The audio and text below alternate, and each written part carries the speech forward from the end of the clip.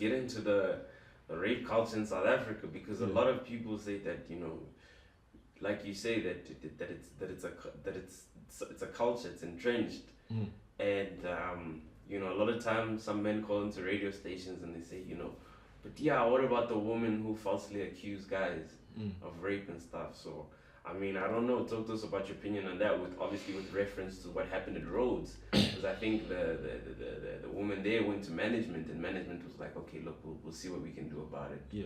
There wasn't really that much movement. It had to escalate. Sure. I think if a woman accuses a man for rape or sexual assault, and the first thing a man says is, what about the people that falsely accuse men of rape?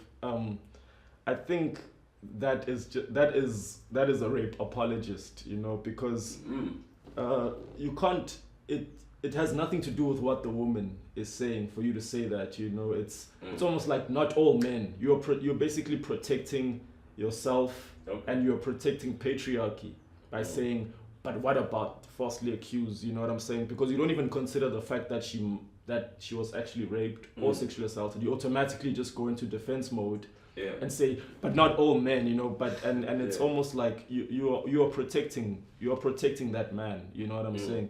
And I know it's women do accuse men of falsely accuse men of rape, but if a woman accuses a man of rape, that's not the first thing you should say, because it just shows like you protecting. So where do you think that comes from? Because I remember I was listening to a radio station, and they were talking about this case with Bob Hewitt, who allegedly touched girls inappropriately, young girls inappropriately. And this guy called in. He was like, look, when I was younger, I was molested as a guy.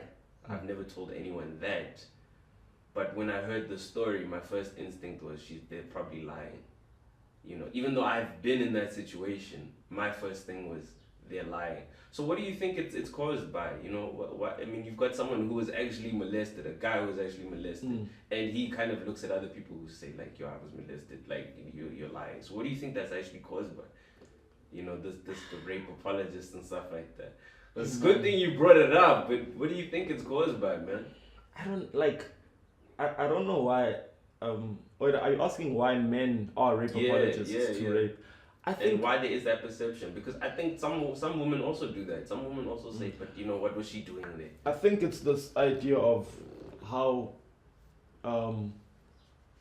it's just this thing of they almost like we allow men to have this idea that there comes a point where they can't control themselves, and then for that we automatically blame a woman. And that's why maybe they'll automatically go to stuff like, what was she wearing, or what did she wink at you, and then so like we put men in a position where we victimize them by saying they can't control it because you were doing this, and they'll say, but and that's why people always wanna victimize the rapist and always like shit on the woman and say, what were you wearing, and why did you blow a kiss then, what did you expect to happen?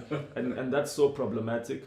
So I think that deniability, that thing of men denying it and questioning the woman more than questioning the rapist, it comes from that idea that men are always cocooned and said, but you are men, boys will be boys, this is just how it is, and then we are kind of like conditioned to believe that, oh yeah, this is how I am.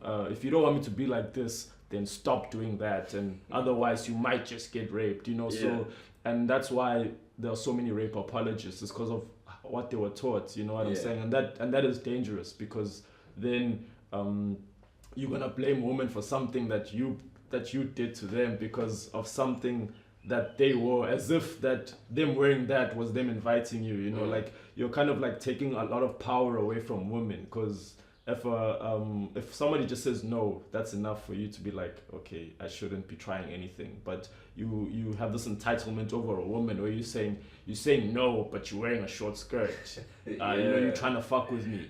No, so for that, I'm gonna show you. You know what I'm saying? Yeah. So yeah, that is dangerous. It's extremely dangerous, actually. So let me bring in another point, man, because I was talking with my dudes or whatever, and one of them said, yeah, but Bushe, if I were to go walking at night in the street and I were to, have my wallet on me and I got robbed or whatever, and I told my parents and I told my friends, the first question they would ask me is, what were you doing late at night walking around?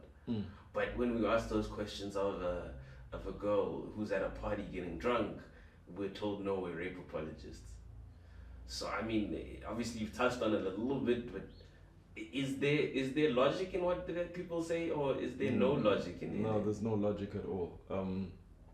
So you feel there's no logic in that, because listen, if your opinion is coming from a point where this is just how the world is, like as in be careful because this is how the world is. Yeah, I get you, but as people, there's no reason to rape anyone. Like literally, there is no reason. If a girl's drunk on the floor, I think we've established that there's no reason. Yeah. There's absolutely no reason to rape a girl or to feel like you should rape a girl.